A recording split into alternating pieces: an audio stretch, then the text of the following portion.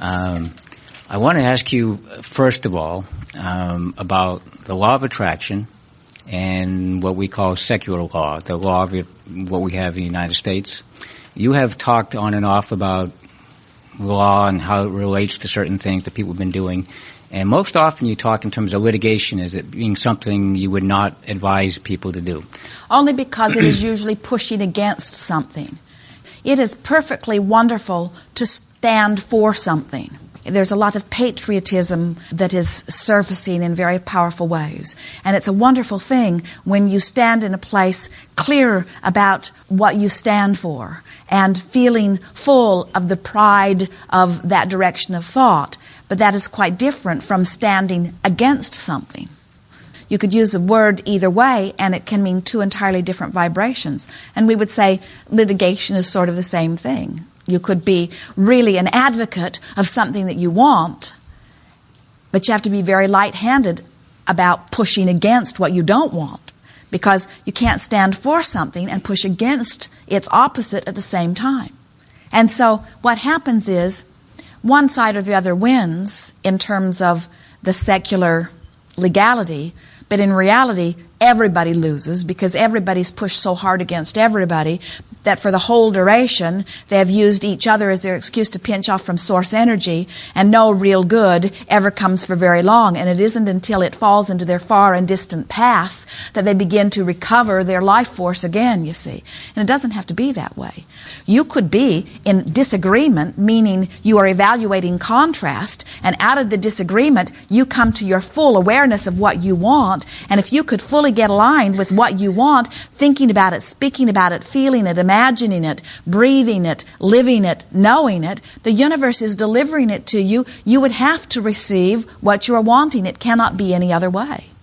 It is conceivable that two adversaries could both, out of the conflict, define what they want, both cry out vibrationally and verbally to source energy, both get in alignment with what they want, and both receive fully what they want. There does not have to be a loser. Your court system says one will win and one will lose. The universe says you both can win. We are so good as source energy. We are so good as law of attraction. We can manage a way that everybody wins. Everybody wins in this vibrational universe. Everybody who will allow their personal winning. Could we examine that in terms of two contexts? One is in terms of criminal law, because there we say there's a victim and then there's the criminal. How does the vibration there line up? I mean, do we have a victim? I mean, if we don't have a victim, then it means we don't have a criminal. You have heard us and a lot of others say that there are not any victims in the sense that somebody could assert themselves into your experience without your vibrational compliance. But it will be a long time before your physical world would look at someone who has experienced death or injury by the hand of another and say that the one who offered it is not responsible for it. In other words, your world is really not ready to hear about there not being a victim. You can know it, however, and you could educate anyone that you were interacting with so that they didn't experience the backlash of now believing so much in the victim that they disallow the energy to flow because they have been called the victimizer. You want to talk about something specific, or shall we just keep talking in generalities here? Well, you can be general. I've been thinking about scholarship in that direction, but what you just said is probably correct, is that the legal profession especially, and probably society at large, is not ready for it yet. But that's the big thing is, people get involved with small car accidents and you want to blame one side or the other side. And our system of justice is such that that's what they're supposed to do, is figure out who's wrong and who's right. Here's the most important thing for anyone to understand about your system of justice. And we are neither for it or against it. We're just going to explain to you what we see about it vibrationally. Your system of justice is more about economics. It is a business, most of all. And so you said a very important thing here when you said, if there is no victim, then there is no crime. And we would take it a little bit further to say, if there is not a law, then there cannot be one who breaks the law. And if there is not one who breaks the law, then there is not need for the judicial system or for the jails. Jerry and Esther have been moving about in their monster bus for the last 2 years now. Rather than flying over the cities, they're driving through them. Driving through the countryside, driving through the nation. There is very little of the nation that they are not seeing in a very up-close perspective. And they've been surprised at how many prisons they are seeing scattered across the nation. It is not that long ago that there were not so many dotting your landscape. It has become a huge business. Now, think about it in terms of economics. If you had the business of jail, in other words, think about this hotel. This is a hotel that wants people to come and stay in it. A jail is the same thing. It wants people to come and stay in it. In other words, they don't build them hoping that they will stay empty. People who invest in them because they are wanting them to be full. And so if you had the power to fill them up by enacting laws, wouldn't it behoove you to enact a lot of laws? Wouldn't you say, now let's see, what kinds of things do people seem to really want to do? Let's make that illegal, and then we will fill up our jail. It is about economics, you see. And so when you understand that the judicial system is about economics, then you find your role in playing the game.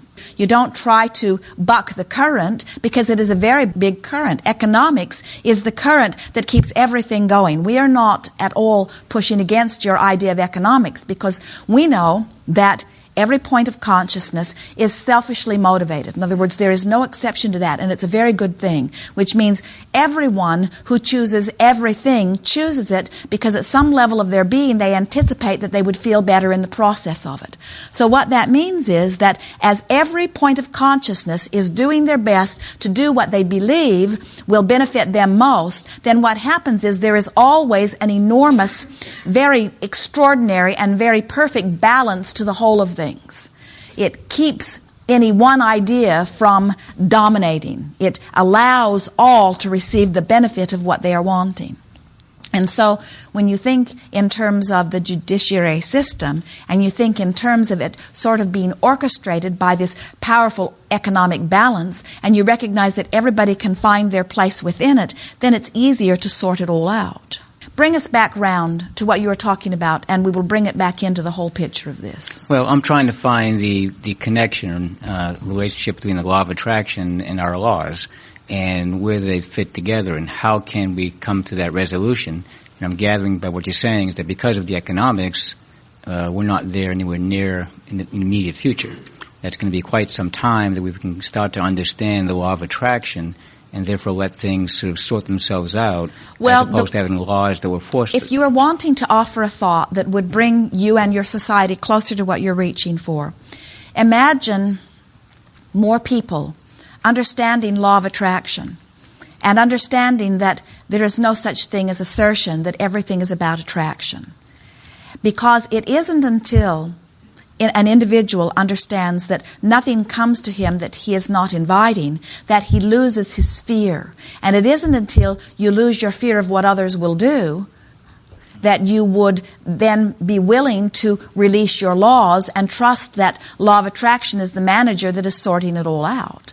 In other words, we talk here all day, every day, about the law of allowing. But we always say that it is not likely that you will reach the place where you will relax and allow all others to do as they choose until you have first understood law of attraction.